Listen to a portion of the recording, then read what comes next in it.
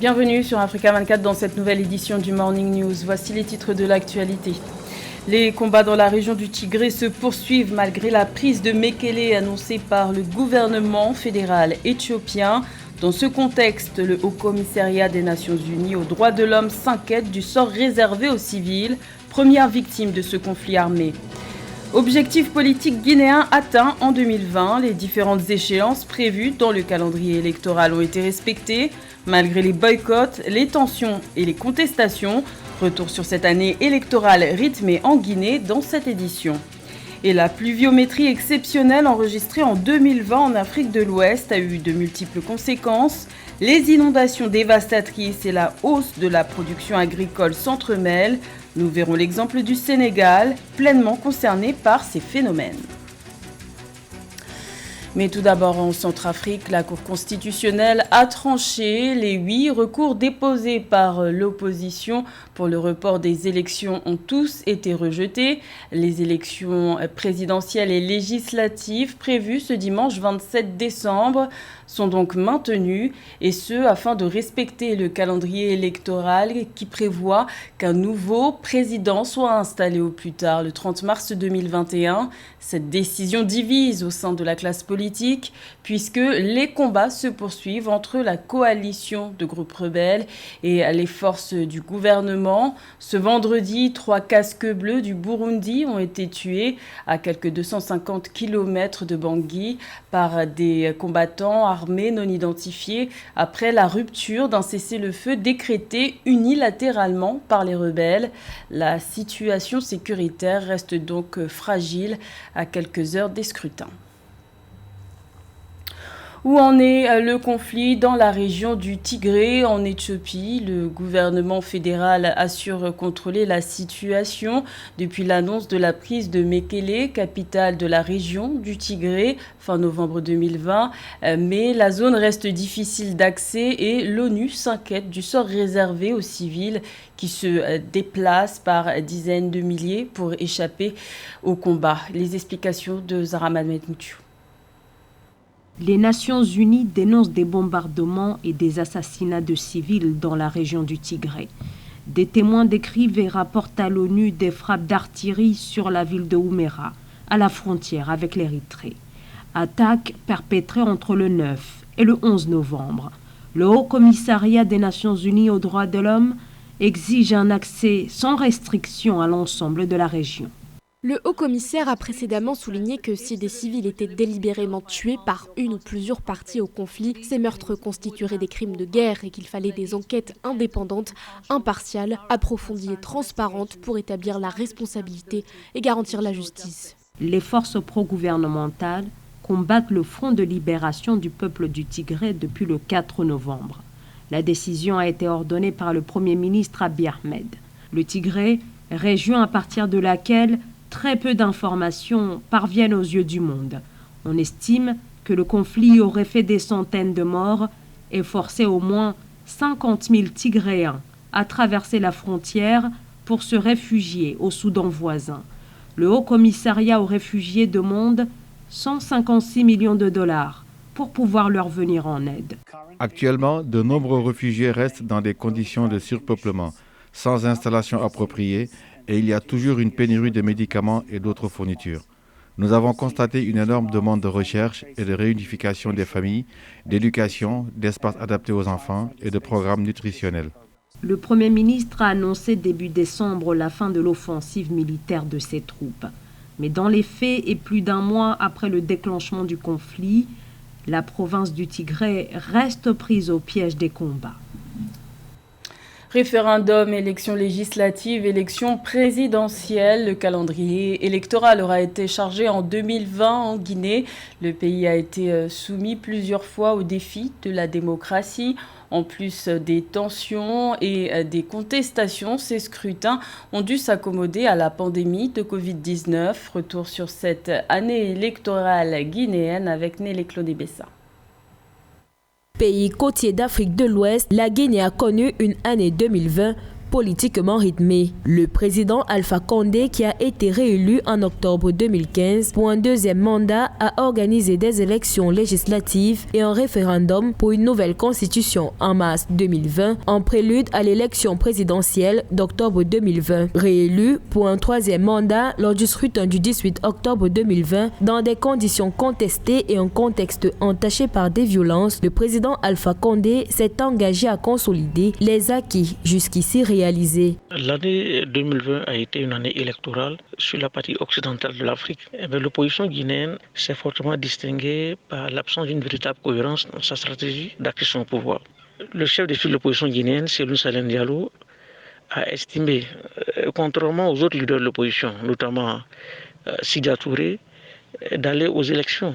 Donc aujourd'hui, nous constatons véritablement que c'est une opposition qui est en panne de stratégies cohérentes d'accès au pouvoir. Il serait important pour toute la classe politique guinéenne d'œuvrer pour pouvoir alors mieux négocier sa transition politique et dans le cadre d'une relève générationnelle. Campagne législative et présidentielle sous fond de tension, boycott et manifestations avant, pendant et après le scrutin présidentiel ont poussé les partis de l'opposition à se regrouper sous la bannière du Front national pour la défense de la Constitution. Ces derniers ont largement boycotté les deux scrutins, déplorant des manœuvres illégales visant à permettre au président de briguer un troisième mandat. Pour l'heure, le président Alpha Condé a tendu la main à l'opposition pour bâtir ensemble cette nation dont les heurts générés par les élections générales de 2020 n'ont pas pu empêcher la Guinée d'atteindre ses objectifs politiques de l'année électorale. L'échec de la stratégie électorale de l'opposition guinéenne était prévisible. Nous sommes dans un pays avec une démocratie essentiellement ethno-tribale. Sur les 400 millions de Guinéens inscrits sur la liste électorale, près de 22% étaient issus de la région de Kankan, qui est le fief du parti du président Alpha Condé, alors que le fief de l'opposant guinéen Cellou Diallo était quasiment à moins de 8% déjà du fichier électoral. Face à la crise politique actuelle de la Guinée, de nombreux analystes ont proposé aux acteurs politiques de discuter en vue d'une solution durable aux défis qui semblent non relevables. Elle est désormais la première écrivaine d'Afrique subsaharienne à avoir reçu l'un des prix littéraires les plus convoités. La Camerounaise Djaïli Amadou Amal a remporté début décembre le prix Goncourt des lycéens 2020 pour son roman Les Impatientes, un livre qui explore les thèmes du mariage forcé et de la polygamie. Elle a été reçue par la première dame du Cameroun, Chantal Biya. Reportage de Corinne Kamsefem. Rencontre au sommet le mercredi 23 décembre 2020 entre Chantal Biya, première dame du Cameroun, et sa compatriote, l'écrivaine à renommée mondiale Djaïli Amadou Amal, lauréat du prix Goncourt des lycéens 2020. L'auteur du livre Les Impatientes reçoit par ce geste la marque de reconnaissance de son pays pour l'œuvre qu'elle a accomplie. Eh bien, je suis très émue d'avoir été reçue par la première dame. Elle m'a beaucoup encouragée. Elle m'a dit qu'elle a suivi tout ce qui s'est passé dès le début. Elle m'a dit à quel point elle est fière aussi que je remporte ce prix pour le Cameroun. Et évidemment, moi aussi, je lui ai dit à quel point moi aussi je suis fière de l'avoir remporté pour notre beau pays.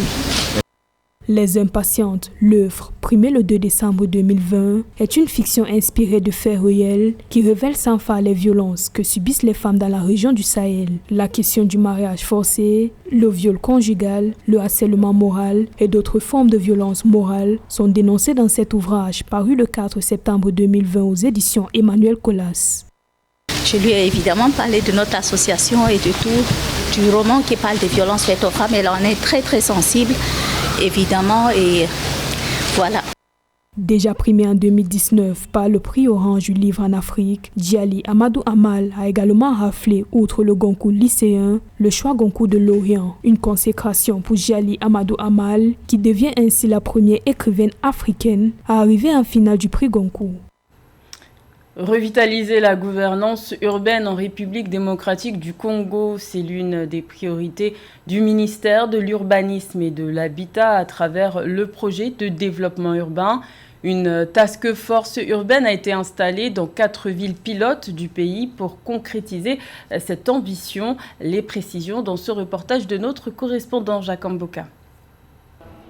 Avec ses 26 provinces et plusieurs villes dont beaucoup ne répondent pas aux standards internationaux, la République démocratique du Congo a lancé en 2020 un projet de développement urbain. À cette occasion, une task force municipale a été installée le 5 novembre. Financé par la Banque mondiale, le projet vise dans un premier temps 4 villes pilotes. La mission principale, c'est d'apporter un appui aux maires dans l'amélioration de la gouvernance des villes. Ce sont de jeunes cadres, pour certains, qui ont été formés, qui ont une certaine expertise et qui viennent nous aider à améliorer certains aspects de développement de nos villes. Dans un pays sous-continent qui s'est lancé dans la décentralisation depuis 2015, plusieurs villes sont loin de remplir les conditions de la modernité. C'est donc un grand défi qui nécessite un réel engagement, notamment des maires des villes et leurs équipes. Ce qui a justifié la tenue d'un atelier de renforcement des capacités du 4 au 5 novembre à Kinshasa. Qu'il me soit permis d'exprimer notre satisfaction d'avoir atteint les objectifs que nous avions fixés à cet atelier, à savoir rassembler les maires et leurs équipes de task force pour leur faire comprendre à la source et avant leur déploiement dans leurs villes respectives les concepts des task force municipales.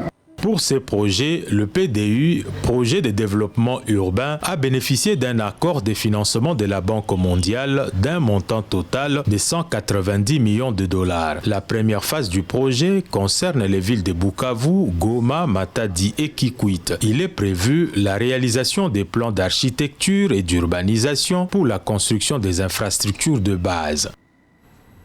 Les inondations dévastatrices qu'ont connues certaines régions d'Afrique sont-elles dues au changement climatique?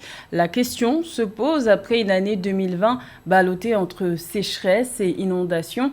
Au Sénégal, le ciel semble s'être dégagé pour le secteur agricole avec une pluviométrie exceptionnelle qui a permis une hausse de la production dans certaines régions. Plus de détails avec Zara, Mohamed Moutiou et Graziella Tchakounté. Pour beaucoup en Afrique de l'Ouest, les fortes pluies de ces derniers mois ont entraîné des inondations catastrophiques. Mais dans le nord du Sénégal, après des années de sécheresse successives, les éleveurs et agriculteurs saluent cette période qui leur permet de bénéficier d'une rare abondance de récoltes. Vous voyez que cette herbe est encore fraîche à cette période de l'année. L'année dernière, au cours de la même période, l'herbe était déjà sèche et il n'y en avait pas beaucoup. Grâce aux pluies exceptionnelles de cette année, la production céréalière devrait bondir de plus de 30%. La production d'arachide, elle, s'élève actuellement à 1,8 million de tonnes contre 1,4 million l'année précédente. Mais les saisons sèches de plus en plus chaudes pourraient entraîner une diminution plus rapide des ressources en eau, une situation qui provoque une grande inquiétude. Dieu fait face à une crise existentielle des êtres humains. Nous ne savons pas de quoi demain sera fait. Les incertitudes sont réelles. Dans le Sahel, les 2/3 de la population dépendent de l'agriculture ou de l'élevage et nombreux sont ceux qui souffrent des conséquences du changement climatique. Et au-delà du caractère exceptionnel de l'année 2020, les acteurs de terrain s'inquiètent de l'inadaptation du continent à ces bouleversements. C'était le journal de la rédaction. Merci de l'avoir suivi. L'information continue sur Africa 24.